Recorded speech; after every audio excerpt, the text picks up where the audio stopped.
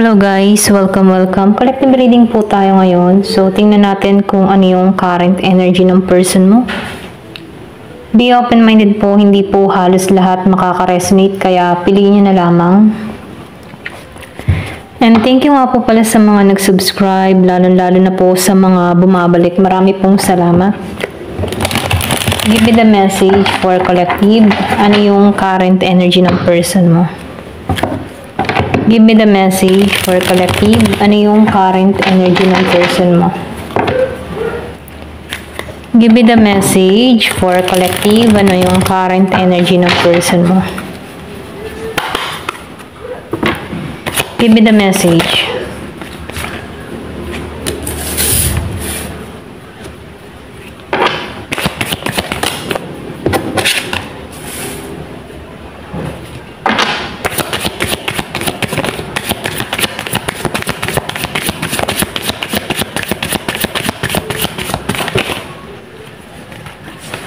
So, nakikitaan ko dito, no? Yung iba sa inyo, meron kang tao dito na may pagkalito, okay? Nalilito siya. Ito lang yung nafe-feel ko, no? Yung iba naman sa inyo, nagkakaroon ng financial loss, okay? Kumbaga, hindi balance. Iba sa inyo may kadiling ditong Virgo, Capricorn and Taurus. Malakas yung Taurus. Meron ako nakikitang letter N, K, and E. Okay? So, nakikitaan ko rin dito, no? Meron ka ditong tao na meron siyang sariling paniniwala. Okay? Pwede rin sabihin na hindi mo to kayang mapagbago yung isipan, ano? Kumbaga, pinaniniwalaan niya lamang yung kanyang sarili, okay? Kasi meron siyang sinusunod na pattern. Ito lang nafe-feel ko sa tao mo, no? So, may pagka-rebelde or pwede rin nagre-rebelde to kasi yung kanyang mga ninanais ay hindi na nasasakatuparan, ano? Yung bang tipo na kung kayong dalawa, gusto niya makontrol ka, tapos hindi ka nagpapakontrol dito, nagkakaroon to ng pagre-rebelde, ano? Kasi, hindi niya na-control yung sitwasyon, okay? So, nakikitaan ko dito yung iba sa inyo, nakikitaan ka ng tao neto na ikaw ay nagiging matibay, malakas, may direction, or pwede rin sabihin na nagiging kang, alam mo yung tipo na ikaw ay walang sino mang kayang kumontrol sa'yo. Okay? Ganun yung energy mo eh. Kumbaga, naninindigan ka sa sarili mo. Okay? So, hawak mo yung oras mo, hawak mo lahat. Okay? Hindi ka na nito kayang mamanipula, makontrol, na kung saan itong tao mo, naiinis siya doon. Okay? So, nakikitaan ko dito, no, yung iba sa inyo, nagsisimula na ng bagong simula, okay? Yung mga tipo na nakatuon ka sa mga pagbabago para sa sarili mo, sa pag-undan mo, okay? Kumbaga, hindi ka nawala ng pag-asa. So, nakikitaan ko dito, nalampasan mo itong tao na to, okay? Kasi, alam mo yung tipo na itong tao mo, umaasa siya, okay? Na maging okay ang lahat. Pero ikaw, nasa ibang direction ka na, okay? At kita niya yun, okay? Alam ng tao mo yung mga pagkakamali na nagawa niya dito, alam niya yun. Pero, nakikitaan ko dito, hirapan to na maayos yung kanyang sarili, okay? Pwede rin sabihin, meron tong addiction, okay? Pwedeng addict sa alak, sigarilyo, babae, or pwede rin sabihin may mga bisyo siya na hirap niyang pakawalan, okay? Ito na yung nafe-feel ko. So, nakikitaan ko rin dito, meron dito biglaan mensahe, okay? Parang meron ditong swift direction, or pwede rin sabihin na itong tao mo, no, binibigyan to ng kalinawan, ano, na kailangan niya ng pagbabago, okay? Kumbaga, yung mga maling paniniwala ay kailangan ng tanggalan, okay? So, nakikitaan ko dito na meron tong gagawing hakbang, or pwede rin na patauhan na to, okay? May gagawin na tong hakbang para sa sarili niya dito. Yung iba sa inyo, meron ditong mensahe na parating, or pwede rin may mag-message sa'yo, okay? So, nakikitaan ko rin dito, no? Yung iba sa inyo, meron kang kadiling na Aries, Leo, Sagittarius. Merong Virgo, Capricorn, Taurus. More on earth sign and fire sign, ano? Yung nakikita ko dito. Yung iba sa inyo, nakikitaan ko dito, no? Meron ka ditong tao na feeling lost. Hindi niya na alam kung saan siya tutungo, okay? Kumbaga, nakikitaan ko dito na hindi niya hawak ang sitwasyon.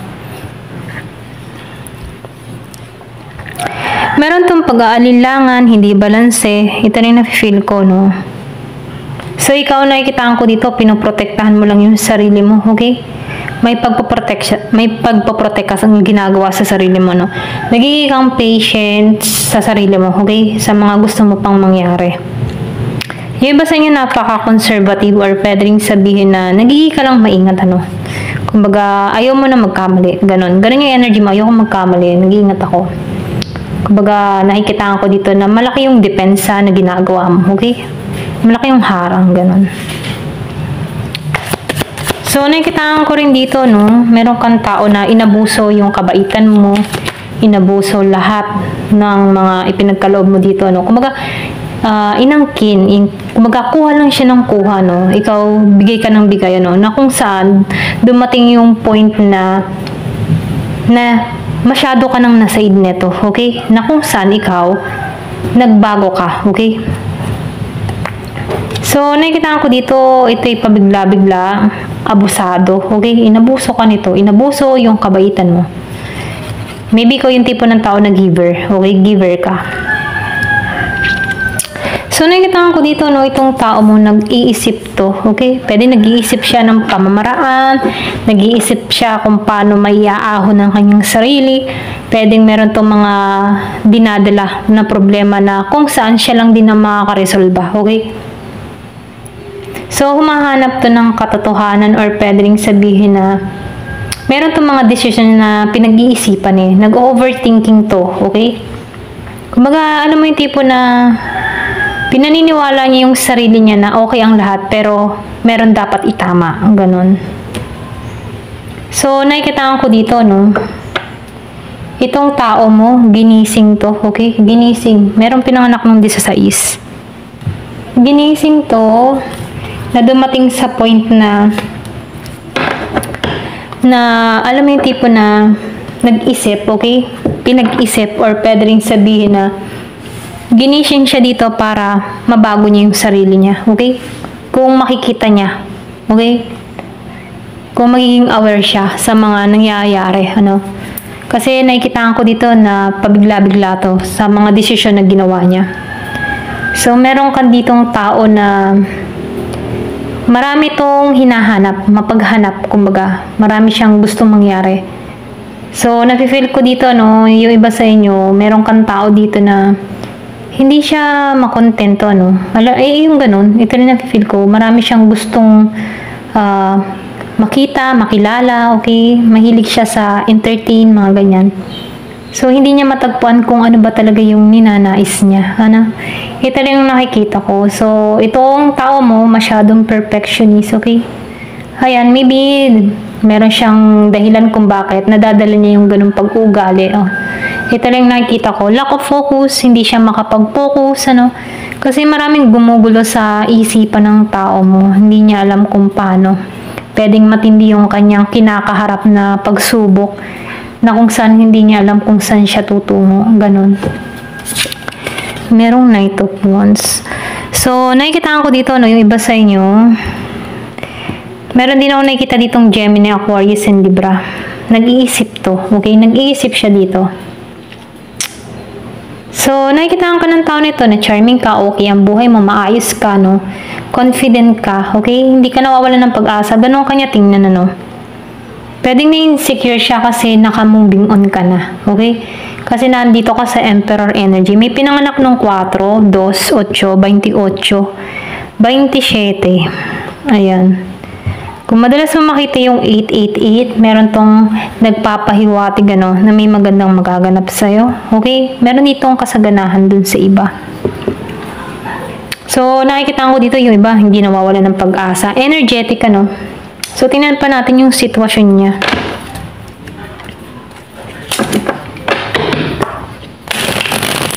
Give me the message. Ano yung sitwasyon niya? Ano yung sitwasyon niya ngayon, okay? Kasi feeling lost siya, okay? Kumbaga, hindi niya alam kung paano aayusin yung kanyang gulo or yung kanyang busot. Or pwede rin sabihin hindi niya maayos yung kanyang sarili. Meron tong kinakaharap na addiction, okay? Meron tong mga dapat tanggalan. Ito rin yung nakikita ko, no? Give me the message. Lack of balance. Tumalsik to. Alien. So, nakikita ko dito, no? Yung iba sa inyo, meron kang person dito na andito siya sa moment na meron tong napapakinggan na kung saan, ano, musika na tumatagos dito, okay? Pwede rin ito yung maging paggising, ano, yung bawat musika, okay? Or pwede rin meron kang tao dito na nasa healing process na ang ginagawa niya ay sa pamagitan ng musika. Pwedeng ikaw to, no? So, meron ditong mga song or pwede rin meron kang tao dito na napapanaginipan mo. Okay? Kumbaga, no, kinakausap. Parang kinakausap siya through music. Ano? Yung tunog. Ayan. So, meron ka dito na hamster wheel. So, nakikita ko dito makakasurvive naman to, no, sa kanyang pang-araw-araw. Kumbaga, pwedeng meron din naman tong ipon. Ito na yung nakikita ko, no. Nakakasurvive siya kahit may mga problema siya. Madali naman niyang makagawa to ng, alam mo yung tipo na madali siyang makagawa ng, yung bang, madali itong makagawa ng diskarte or pwede rin, kahit ganito yung person mo, no, madiskarte din to, okay? Ito lang nafe-feel ko, madali siyang makagawa ng pang-resolve sa problema, okay? Nare-resolbahan niya yung problema niya, ganun. So, yung iba sa inyo, meron ka ditong tao na pinagmamasdan ka sa social media, okay?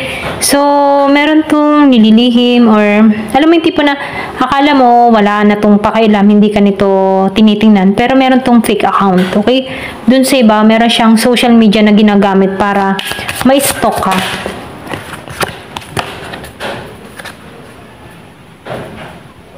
So, nakikita ko dito, itong tao na to nakasubaybay pa rin sa'yo, okay? Through internet or sa social media. Okay, may fake account to. Yun lang yung kanyang susi, ano, para makita ka niya, ganun. Or malaman niya yung sitwasyon mo, okay? So, nakita ko dito, meron ka din tao dito na tinakbuhan ka, no? Kumbaga, iniwasan ka. Ito lang yung paraan niya para makalimot or pwede rin sabihin na para makalayo, okay? Nag-isolate, okay? Pwedeng meron ditong pag-iwas na ginawa or pwedeng ikaw to tumakbo ka dito, okay? Give me the message.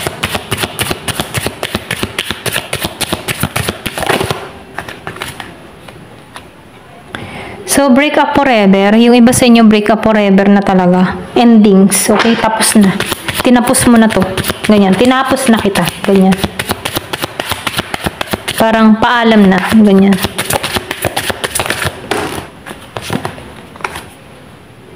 Responsibility.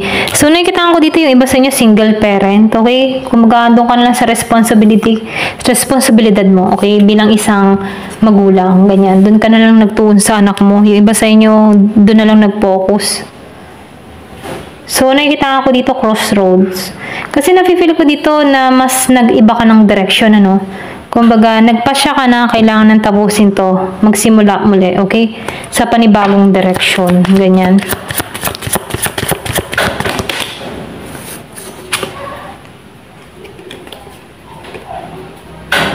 So, nakikita ko dito, no, puno-puno ka ng tapang at lakas ng loob, ano, na tumungo ng ibang direksyon, okay, magsimula muli, tapos na to, yung kalbaryo dito sa past person mo.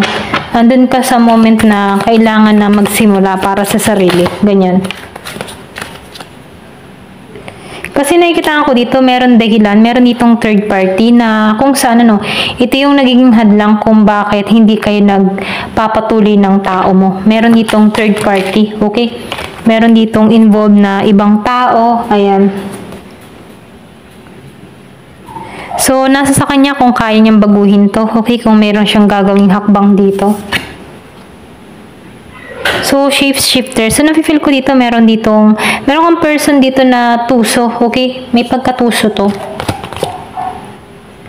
So, meron din tong kinakaharap na kaso dun sa iba, no? Pwedeng legal matter, pwedeng sa hiwalayan, divorce, mga ganyan, separation, okay? Sa mga barangay-barangay or sa legal, okay? Ito lang nakikita ko, no? So, meron ditong inaayos na papeles, mga ganyan. Okay? So, piliin nyo na lamang, ano. Ito lang yung nakikita kong sign. So, meron na namang ahas, ano. So, nakikita ko dito, hindi mo din inaasahan to na ganito yung kahihinatnan, ano, ng sitwasyon nyo. Ito lang yung nakikita ko. So, meron kang tao na mahilig sa one night stand, okay? I think meron kang tao na addict sa sex, ganyan, ano. Kumbaga, gusto niya lang yung panandali ang aliw, okay? Para libangin siya, ganun. Ganun yung energy ng tao mo, meron siyang addiction na kinakaharap. Mahilig to makipag one night stand, okay? Kung kilala mo to, no, ayan, ito lang yung nakikita ko, ayan. Thank you for watching. Love and peace.